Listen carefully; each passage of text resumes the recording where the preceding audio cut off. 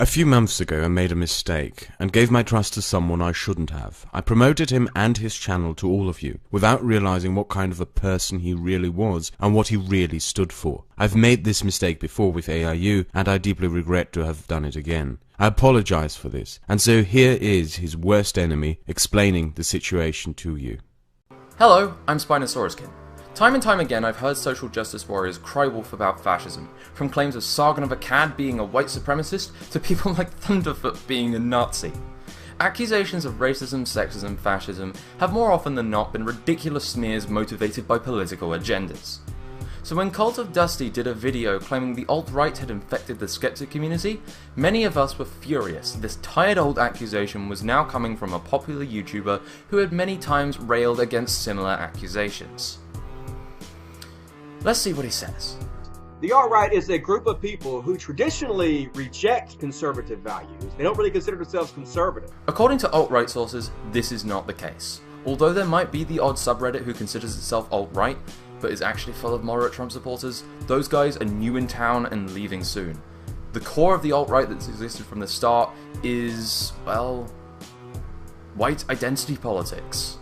Okay, the alt-right has everything to do with white identity and whites being supreme in their own countries. White identity and white nationalism is everything to the alt-right.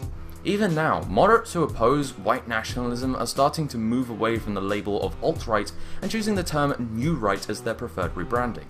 And I can see why. Typing in alt-right into a search engine gets you a plethora of individuals and websites who are more inclined to the racially pure white nation rhetoric, as opposed to Trump 2016 MAGA you would expect if Dusty were correct. Yes, there are still people in the alt-right who aren't white nationalists, but the main thought leaders and ideological platforms of a social movement are what are vital rather than the dwindling handful of exceptions. Hashtag not all alt-righters. Obviously this definition ends up making him miss the mark of who is exactly alt-right. Sargon, Chris Reagan, Armored Skeptic, hell, even the Amazing Atheist Fit his definition, but aren't really the best of friends with the alt-righters in general. However, is he correct when he says the alt-right infected the Skeptic community, or is this just another false assertion? Turns out there's actually something to that, and I'll give him some credit.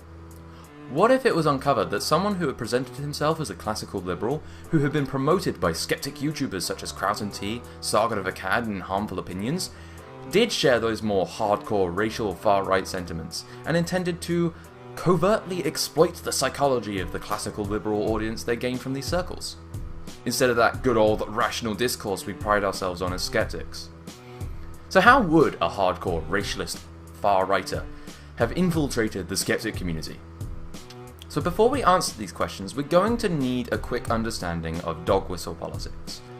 Dog whistle politics is a term that's used to describe political advocacy that employs a surface level advocacy for one talking point, but to a certain group of people who is in the know, it means something very different, using ambiguous language and double meanings. It's where it gets its name dog whistle. It doesn't sound much to people, but to the target, dogs in this case, it's completely audible.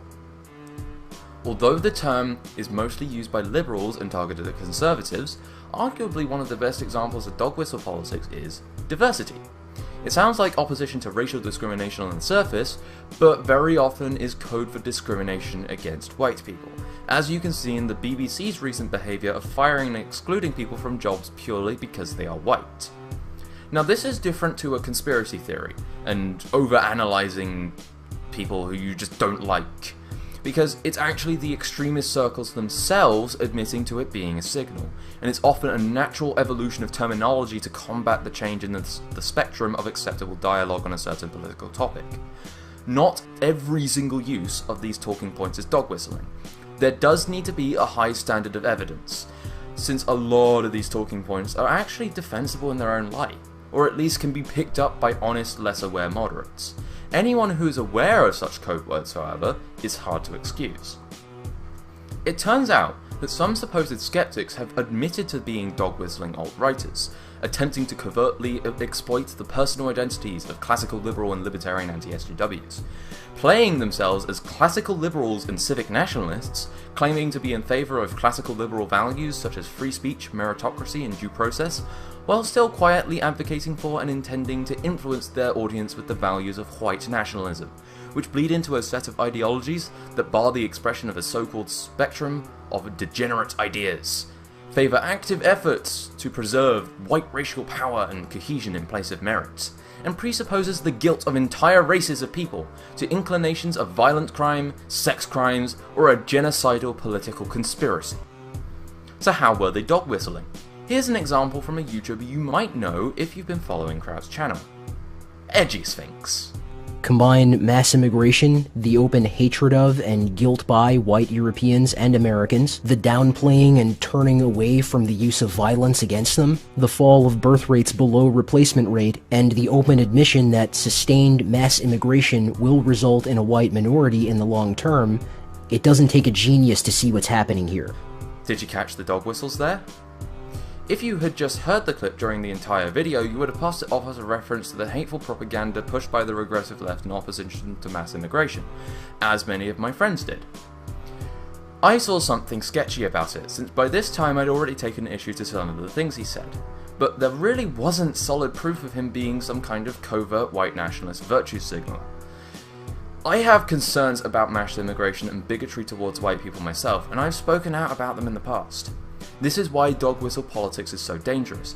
It preys on the benefit of the doubt. Both the mention of birth rates and the whites will be a minority talking points are dog whistles to the alt-right victim narrative known as white genocide. If you're not fully aware, white genocide is the idea that there are active efforts to exterminate Europeans through the reduction of birth rates and mass immigration. Some will simply blame the inherent self-defeating compassion of white people that has turned into self-hatred. Others suggest that self-hatred is a collective scheme by Jewish people to get rid of whites. Because reasons. Now you're probably thinking that this is a bit of a stretch. I know this man, we've had some history. So maybe an errant Twitter feud with Edgy is making me see malice where it isn't? Maybe that's the case. But let's consider Edgy's own words where he brags about it on Reddit. I like Kraut, I consider him a friend, and I think he will start to come round as the situation in Germany gets worse. The guest video I did for him was basically dog whistling demographic replacement white genocide. Is this still sounding like a conspiracy theory? He wasn't the only one. Who remembers Thorium? As it turns out, he was a closet white nationalist too, who was himself starting to dog whistle alt-right bullshit long before the alt-right was even a thing people were talking about in the wider sphere of conversation. This alleged infiltration had been going on for almost a year, and potentially continues today. Given revelations like this, I had to find out how deep the rot went. As I was digging around for information on white nationalist extremism and violence, I came across a curious Facebook post sharing a video called Peaceful Ethno-Nationalism. When I clicked on the video, it was private, much to my surprise. Once I refreshed the page to see and was able to view part of the description, I could see this is an attempt to lay out the case for why a peaceful recovering of white countries is impossible. I had to find out who posted this video, so I searched archive sites, using the URL of the privated video as a search term. As it turns out, it had been archived. Don't you just love the sites that have automatic archive algorithms? And the video was uploaded by none other than Millennial Woes. Woes has been a respected intellectual alt-right figure for a while, even speaking at the National Policy Institute conference in Washington, D.C., the place of the infamous Nazi live-action role-playing Richard Spencer speech. Woes has also been a significant influence in Edgy's red-pilling on ethno-nationalism. Millennial Woes was probably the first alt-right YouTuber I discovered. At the time, I didn't fully understand what he was on about, but I kept listening. Millennial Woes is not just a nobody in the alt-right community. Potentially upwards of 18,000 people being able to hear his message is something that could not be dismissed. However, the rabbit hole did not end there. With YouTube's comment API, I managed to dig out the comments from Woe's video, which he then hid from the public. Now guess who is agreeing with woes wholeheartedly in the comments section? None other than our resident racist sleeper cell, forearms as white as snow, Edgy Sphinx. How's your grouping doing, by the way? So this video, which, according to what we could take from the title, the description, the comments, effectively rationalised how it would not be possible to peacefully achieve white ethnostates. Instead, a violent solution would be necessary to achieve their political goals. What do we call violence in the name of political goals? Unless you're Antifa, the Black Panther Party, or ISIS, we call that terrorism. But it gets better. Edgy's not just advocating a violent political movement, he's also admitting that he's trying to exploit the group psychology of his liberal and cultural libertarian viewers, to turn them into what? More woke white people, ethno-nationalists, who are willing to be violent in pursuit of their utopia. Puts our militia will turn 1,000 of you into a rotting heap of flesh in a whole new light, doesn't it? Just make sure you have some lower abdominal body armor, my dudes. Now, before you suggest it's just a meme, remember this is a level of criticism which we hold as a standard for everyone, not just a loose in-group or nebulous out-group. We hold this criticism for the regressive left, Black Lives Matter, radical feminists, and any other vitriolic hate group which insists on validating their bigotry or fantasies of violence on whatever group they blame for the problems they perceive. Should you need further evidence, let Edgy himself describe it.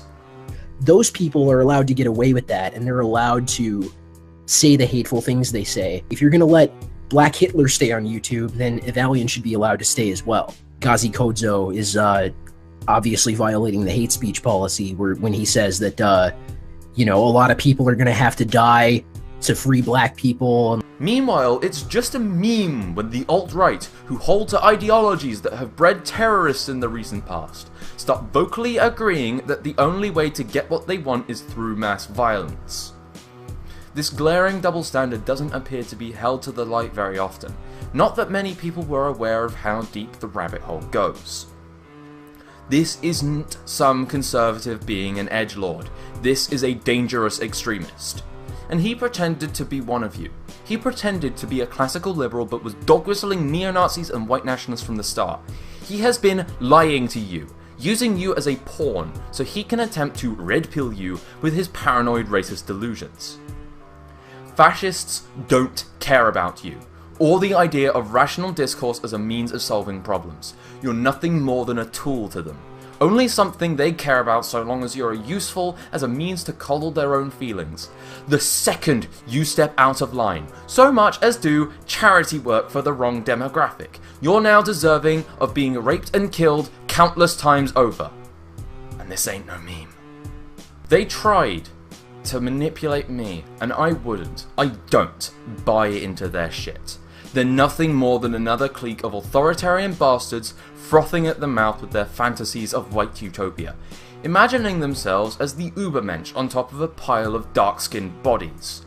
To these ideologues like Edgy and the core of the alt-right, his audience, in particular you, are not someone to tell the truth to, but someone to manipulate with as little effort as possible, to turn you into a loyal slave to the hive mind of homogeneous white identity, and be thrown at the non-whites like cannon fodder in their dreamed about race war that they so desperately want to see happen. And to any white nationalist fucktards listening to this who think they're going to red pill the common masses, every time the people defeat one more social justice warrior, every time political correctness takes one more hit to some right-wing populist, every time Milo wrecked a feminist in an interview, the less they become a priority, and the more people will start to target you. Social justice is the only reason you people are even gaining any legitimacy. The second that dies, what little credibility you have outside of the echo chamber you have will vanish, and all the potential to radicalize people with it. In regards to your red pill, thank you for the offer, but I'm no fan of hallucinogenic suppositories, so please, do keep it stuffed right up your own asses, along with your dishonest, just joking Nazi bullshit. And just remember, when you fucks eventually give up and delete your channels in shame, In your final post, when you lie through your teeth like the fucking snake you are, I will catch it. I know this is a lie. If Edgy had any information at all, he would have shown it. Instead, one tweet blaming the Jews for his channel shutdown and then gone. He was even that much of a snake he had known trolls push the rumour he'd been taken down by the ADL for him, even after he left. He lied to us, from the very first video to his last fucking tweet. These people think lying to you, a disgustingly unethical breach of trust, is a hilarious joke and proof that you're stupid for trusting them. Alt-writers don't care about facts, truth or honesty. They care about feelings. They prey on our giving them the benefit of the doubt and use it to bypass skepticism. If there's one thing you should take away from this video, it's don't trust these people. Ask them for evidence when they're saying something serious and do not take their word for it.